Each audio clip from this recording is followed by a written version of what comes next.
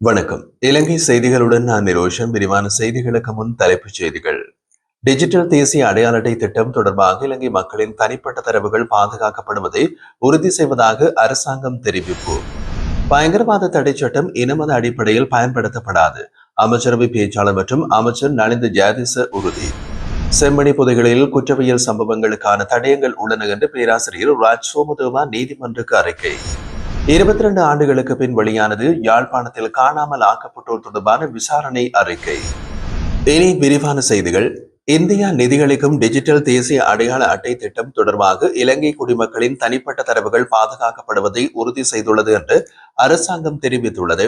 தரவு தனியுரிமை மற்றும் பாதுகாப்பு குறித்து எழுந்த கவலைகளால் இந்த திட்டம் பல மாதங்களாக தாமதமான நிலையில் காணப்பட்ட போதும் தற்போது அது வேகமாக முன்னெடுக்கப்படுகின்ற நிலையில் இந்த உறுதிமொழி வழங்கப்பட்டுள்ளது. இந்த திட்டத்தில் தரவு மீறல் எதுவும் நடைபெறாது என்றும் அதற்கான பாதுகாப்பு உக்திகள் உறுதியாக இருப்பதாகவும் துணை டிஜிட்டல் பொருளாதார பிரதி அமைச்சர் இரங்க வீரரத்ன தெரிவித்துள்ளார்.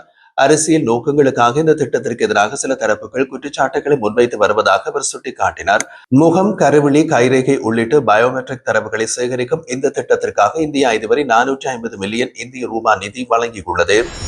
பயங்கரவாத தடை சட்டம் எந்த ஒரு இனத்தையோ மதத்தையோ குறிவைக்கும் வகையில் எதிர்கொள்ளப்பட மாட்டாது என்று அரசு உறுதியளித்துள்ளதாக அமைச்சரவை பேச்சாளரும் மற்றும் அமைச்சருமான நலிந்த ஜாதிச தெரிவித்தார். அமைச்சரவை முடிவுகளை அறிவிக்கும் ஊடக சந்திப்பின் போது அவர் இதனை தெரிவித்திருந்தார். அந்த சட்டம் ஒரு குறிப்பிட்ட சூழ்நிலை அல்லது சம்பவத்தின் அடிப்படையில் மட்டுமே செயல்படுத்தப்படும் எனவும் முஸ்லிம்கள் மற்றும் தமிழர்கள் இதன் மூலம் வேட்டையாடப்படுகிறார்கள் என்ற பொதுமக்களின் எண்ணம் தவறானது. அதே நேரத்தில் கைது நடவடிக்கை மதம் அல்லது இனத்தின் அடிப்படையில் அல்லாது சம்பவங்களின் தனிப்பட்ட தரவுகளை அடிப்படையாக கொண்டு மேற்கொள்ளப்படுவதாகவும் அமைச்சர் குறிப்பிட்டிருந்தார். பயங்கரவாத தடை சட்டத்தை ரத்து செய்வதற்காக நியமிக்கப்பட்ட குழு முன்னேற்றமாக செயல்பட்டு வருவதாகவும் தீவிரவாதத்தை எதிர்கொள்ளும் வகையில் இலங்கைக்கும் புதிய சட்டத்திட்டம் உருவாக்கப்பட வேண்டும் என்றும் அமைச்சர் குறிப்பிட்டிருந்தார். யாழ்ப்பாணம் செம்மணி பகுதியில் கண்டெடுக்கப்பட்ட மனித புதைகுழியில் இடைநிறுத்தப்பட்டிருந்த 2ஆம் கட்ட அகழ்வு பணிகள் வரும் ஜூலை மாதம் 21ஆம் தேதி மீண்டும் ஆரம்பிக்கப்பட உள்ளது என்று சட்ட வைத்திய அதிகாரி பிரணவன் செல்லியா நீதிமன்றத்தில் தெரிவித்துள்ளார். இந்த வழக்கு யாழ்ப்பாணம் நீதவான் நீதிமன்றத்தில் நீதவான் ஏ ஆனந்தராஜா அவர்களின் முன்னிலையில் நேற்று விசாரணைக்கு எடுத்துக் கொள்ளப்பட்டது. அதற்கமைய எதிர்வரும் 21ஆம் தேதி ஆரம்பிக்கப்படும் அகழ்வு பணிகள் தொடர்ச்சியாக 15 நாட்களுக்கு முன்னெடுக்கப்படும் என்றும் அறிவிக்கப்பட்டுள்ளது. விசாரணையின் போது இதுவரை செம்மணியில் உள்ள மனித புதைகுழியில் இருந்து மொத்தம் 65 எண்பு தொகுதிகள் அகழ்ந்தெடுக்கப்பட்டுள்ளதாக தெரிவிக்கப்படுகின்றது. இதில் தடயவியல் அகழ்வாயு தளம் 1 63 எண்பு தொகுதிகளும் தடயவியல் அகழ்வாயு தளம் 2 2 எண்பு தொகுதிகளும் மீட்கப்பட்டது. மேலும் 2ஆம் கட்ட அகழ்வு பணிகள் தொடர்பான இடைக்கால அறிக்கையும் யுனிசெப் நிறுவனத்தின் நீல நிற புத்தக பையுடன் மீட்கப்பட்ட சிறுவரின் எண்பு தொகுதியாக சந்தேகிக்கப்படும் பகுதி பற்றிய அறிக்கையும் நீதிமன்றத்தில் சமர்ப்பிக்குமாறு ஏற்கனவே உத்தரவிடப்பட்டிருந்தது.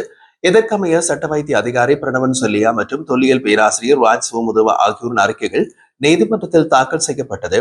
நீதிமன்ற நடவடிக்கைகளின் போது பாதிக்கப்பட்ட மக்களுக்காக யாழ் மாவட்ட சட்டத்தரணிகள் சங்கம் சார்பில் தினமும் காலையில் 2 பேரும் மாலையில் 2 பேரும் என்ற சட்டத்தரணிகள் அகழ்வு பணிகளுக்கு சட்ட ரீதியான முன்னிலை பெற அனுமதி வழங்கப்பட்டுள்ளது.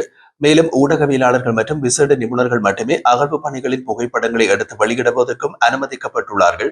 இதனைத் தொடர்ந்து புதைகுழியில் கிடைக்கும் சான்றுகள் தொடர்பாக தவறான தகவல்கள், விளம்பரங்கள் அல்லது உண்மையில்லாத வதந்திகள் பரப்புவதை தடுக்கும் நோக்கில் சில கட்டுப்பாடுகள் விதிக்கப்பட்டுள்ளதாகவும் நீதவான் தெரிவித்துள்ளார். செம்மணி மனித புதைகுழி வழக்கு தொடர்பான அடுத்த நீதிமன்ற தேதி 2025ஆம் ஆண்டு ஆகஸ்ட் மாதம் 6ஆம் தேதிக்கு நிர்ணயிக்கப்பட்டது. யாழ்ப்பாணம் செம்மணி பகுதியில் கண்டுபிடிக்கப்பட்ட மனித புதைகுழி குறித்த இடத்தில் குற்றவியல் சம்பவங்கள் இடம்பெற்றிருக்கக்கூடிய தடயங்கள் காணப்படுகின்றன என்று தொல்லியல் நிபுணரும் பேராசிரியருமான ராஜ் சோமதேவா நீதிமன்றத்தில் சமர்ப்பித்துள்ள அறிக்கையில் குறிப்பிட்டுள்ளார். செம்மணி சித்துப்பாத்தி இந்து மயானத்தில் அமைந்துள்ள இந்த புதைகுழியில் மேற்கொள்ளப்பட்ட அகழ்வு பணிகள் யாழ் நீதவான் ஏ ஆனந்தராஜா தலைமையில் சோமதேவாவின் வழிநடத்தலோடு நடைபெற்றது. அகழ்வுகளின் போது சட்ட மருத்துவ அதிகாரி டாக்டர் பிரணவன் செல்லியா தலைமையிலான குழுவும் பங்கேற்றது. 2ஆம் கட்ட அகழ்வு பணிகளின் இடைக்கால அறிக்கையினை ஜூலை மாதம் 15ஆம் தேதிக்கு முன்னர் சமர்ப்பிக்குமாறு நீதிமன்றம் கடந்த 10ஆம் தேதி உத்தரவிட்டது. அதன்படி நேற்று நடைபெற்ற நீதிமன்ற விசாரணையின் போது பேராசிரியர் ராஜ் சோமதேவா தனது அறிக்கையினை சமர்ப்பித்துள்ளார். அறிக்கையில் 3 முக்கியமான அம்சங்கள் குறிப்பிடப்பட்டுள்ளன. அதன்படி முதலாவதாக புதைகுழி காணப்பட்ட இடத்தில் குற்ற செயல்களின் தடயங்கள் இருப்பதாக நம்பப்படுவதாக கூறப்பட்டுள்ளது.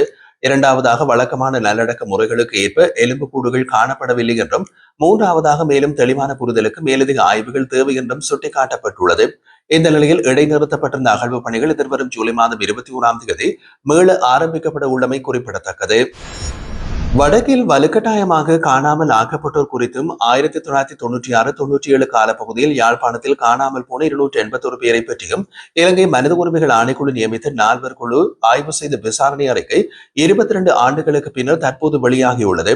அறிக்கையின்படி இவர்களில் 95% மேற்பட்டவர்கள் யாழ் பிரதேசத்திலிருந்து சீருடை தரப்பினரால் கடத்தப்பட்டு காணாமல் ஆக்கப்பட்டவர்கள் என்று உறுதி செய்யப்பட்டுள்ளது. இந்த அறிக்கையில் காணாமல் போனவர்களின் முழு பெயர்கள், முகவரிகள் உள்ளிட்ட விவரங்கள் இடம்பெற்றுள்ளதால் செம்மணி போன்ற இடங்களில் புதைக்கப்பட்ட எலும்புக்கூடுகளின் மரபணு சோதனையோடு ஒப்பீடு செய்யும் போது அடையாளம் காணும் நடவடிக்கைகளுக்கு இது முக்கிய ஆதாரமாக அமையலாம் என்றும் நம்பப்படுகின்றது. செம்மணி மனித புதைகுடுகளில் இருந்து தற்போது அகலப்படுகின்ற எலும்புக்கூடுகள் அந்த காலப்பகுதியில் காணாமல் ஆக்கப்பட்டவர்களுக்கு உரியவை என்று கருதப்படுகின்றன. இதனை உறுதி செய்யும் திருப்பு முனையாக இந்த அறிக்கையின் வெளிப்பாடு பார்க்கப்படுகின்றது. இந்த விசாரணைக்காக தேவநேசன் தேசியா தலைமையிலான நியமிக்கப்பட்ட குழுவில் KH கமிலஸ் பெர்னாண்டோ, ஜசீமா இஸ்மாயில், MC.M இக்பால் ஆகியோர் உறுப்பினர்களாக இருந்தனர். யாழ்ப்பாணம், சாவகச்சேரி, கொடிகாமம், சுன்னாகம், மானிப்பாய் உள்ளிட்ட பகுதிகளில் 9 அமர்வுகள் நடத்தப்பட்டு இடைக்கால மற்றும் இறுதி அறிக்கைகள் சமர்ப்பிக்கப்பட்டன. அறிக்கையில் நாவற்குழி அரசு நெல் களஞ்சிய சாலையிலும் கொடிகாமம் திருநாவுக்கரசு மகா வித்தியாலயத்திலும் கைதுகள் சித்திரவதை செய்யப்பட்டு கடத்தப்பட்டதாகவும் பெரும்பாலான முறைப்பாடுகள் செம்மணியை சூழ்ந்த பகுதிகளை சேர்ந்தவையாக இருப்பதாகவும் அந்த அறிக்கையில் குறிப்பிடப்பட்டுள்ளது. குறித்த அறிக்கையில் 1996-97 ஆண்டு காலப்பகுதிகளில் காணாமல் ஆக்கப்பட்டு 281க்கும் மேற்பட்டவர்களின் விவரங்கள் அடங்கிய பட்டியலில் தெளிவாக வெளியிடப்பட்டிருக்கிறது. 1990 தொடக்கம் 1998 வரையான காலப்பகுதிகளில் யாழ் பிரதேசத்தில் காணாமல் ஆக்கப்பட்டோர் பற்றி விசாரிப்பதற்கான பொறுப்பு இந்த குழுவுக்கு வழங்கப்பட்ட போதிலும் 1996-97 காணாமல் ஆக்கப்பட்டோர் பற்றிய முறைப்பாடுகள் தான் பெருமளவில் அந்த குழுவுக்கு கிடைத்தன என்றும் குழுவின் அறிக்கை தெரிவிக்கின்றது. குழுவின் அறிக்கையில் செம்மணி, நாவற்குழி தடவுகளில் படத்துடன் இவ்வாறு வலிந்து காணாமல் ஆக்கப்பட்டவர்கள் இங்கேதான் புதைக்கப்பட்டிருக்கின்றார்கள் என்று நம்பப்படுகின்றது என்று தெளிவான குறிப்பும் அந்த காலப்பகுதியிலேயே, அதாவது 22 ஆண்டுகளுக்கு முன்னரே குறிக்கப்பட்டிருக்கிறது. முறைப்பாடுகளின் அடிப்படையில் சாவகச்சேரி 31, யாழ் நகரம் மற்றும் சுற்றுவட்டம் 114, கொடிகாமம் 28, குருநகர் 28, நாவற்குழி 19, மீசாலை 16, கைதறி 11 என்ற முறைப்பாடுகள் பதிவு செய்யப்பட்டுள்ளது. அந்த விசாரணை அறிக்கையின்படி இவ்வாறு ஆட்கள் வலிந்து காணாமல் ஆக்கப்பட்டமைக்கு இலங்கை அரசின் பாதுகாப்பு படைகளே காரணம் என்பதும் சாட்சியங்களில் தெரிவிக்கப்பட்டிருப்பதாக விவரிக்கப்பட்டுள்ளது. இந்த குழுவின் அறிக்கையினை ஐநா உதவி திட்ட ஆதரவோடு இலங்கை மனித உரிமைகள் ஆணைக்குழு அந்த சமயத்தில் அச்சிட்டு வெளியிடப்பட்டிருப்பதும் நினைவூட்டத்தக்கது. சாட்சியமாக அழைக்கப்பட்டவர்களில் சட்டத்தரணி மகேஸ்வரி வேலாயுதம், யாழ் அரச அதிபர் பத்மநாபன், வைத்தியலிங்கம் கிருஷாந்தி, வழக்கில் குற்றவாளியான சோமரத்ன ராஜபக்ஷ, சித்தார்த்தன் ஆகியோர் இருந்தனர். டக்ளஸ் தேவானந்தா சார்பில் பிரதிநிதி ஒருவர் சாட்சியம் அளித்தார். செல்வம் அடைக்கலநாதன் அழைக்கப்பட்ட போதும் பதில் அளிக்கவில்லை. புலிகள் அமைப்பின் யாழ் பொறுப்பாளர் இளம்பரத்தையும் சாட்சியம் வழங்கியிருந்தார்.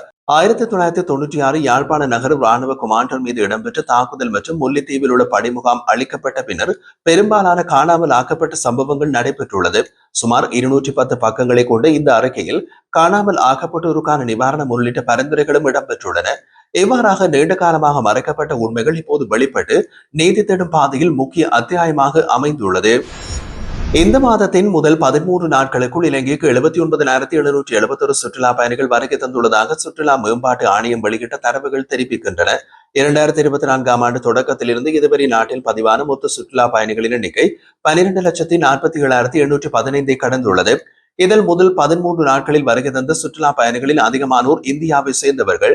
இந்தியாவிலிருந்து வந்தவர்கள் 16,329 பேர் என்றும் கணக்கிடப்பட்டுள்ளது. இது மொத்த வருகையின் 20.5%. இந்தியாவுக்கு அடுத்ததாக ஐக்கிய ராஜ்யம் மற்றும் ஆஸ்திரேலியாவிலிருந்தும் கணிசமான எண்ணிக்கையில் சுற்றுலா பயணிகள் இலங்கைக்கு வருகை தந்துள்ளனர். 2024 ஆண்டில் இதுவரை இந்தியாவிடமிருந்து மட்டும் 2,58,323 சுற்றுலா பயணிகள் இலங்கைக்கு வந்தடைந்துள்ளமை குறிப்பிடத்தக்கது.